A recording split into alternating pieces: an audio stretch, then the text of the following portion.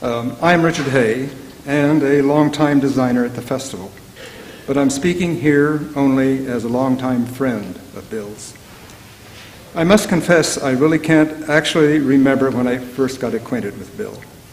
We were both in the same class at Stanford University, so I assume it was sometime in the 1947-1948 school year, because we were both involved, one way or another, with the theater department and the student drama organization.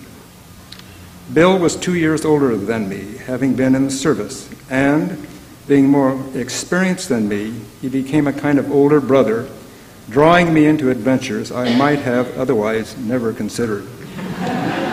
Of the most important, in the long run, was his luring me to Ashland for the festival summer season of 1950, to be his assistant in stage lighting. Many already know the story that, in order to make some money, for there was no pay in those days, Bill suggested that we operate a fireworks stand. Both of us put up some capital in order to invest in the fireworks. He was the business manager and went to Chinatown in San Francisco to buy the fireworks, and I was the designer and builder of the stand outside of Medford. Well, we did sell all our fireworks and made enough extra money for the rest of our summer. It was Bill's very persuasiveness that talked me into that Ashland summer of 1950 and started my lifelong adventure with the festival and my friendship with Bill. Yes, Bill was a resourceful and persuasive person. He pressured me to get up on water skis at Wally Iverson's cabin at Lake of the Woods, but I failed at that. Undaunted, he later persuaded me, though I was very reluctant, to try snow skis. First on a temporary rope tow set up near Mount Ashland before the development there, and then on some marvelous visits he orchestrated to Sun Valley, Idaho. Bill was very active in getting downhill skiing as a sport happening locally. In the earlier days, he served as chairman of the Mount Ashland Development Committee, partially because he liked to ski, but also because the skiing development would serve the interests of motels and restaurants that needed the winter business. In the early years of our friendship, Bill affected my life in many ways. I remember our senior year at Stanford. He persuaded me to join him in sharing, with a group of exuberant friends, a rustic cabin in the Los Troncos woods above the campus. And that, thanks to Bill, was one of the crazier undergraduate adventures that I had. And there was other housing Bill arranged for me.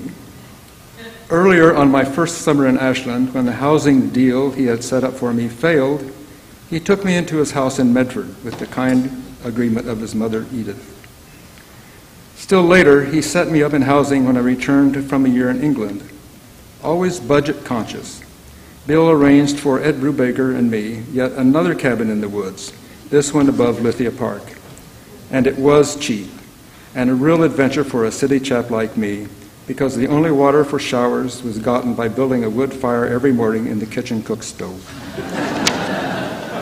Bill was reputed to be shy, but he wasn't so much shy as just quiet and low-key. Yet, when festival interests were important, he could be a forceful, even dashing operator.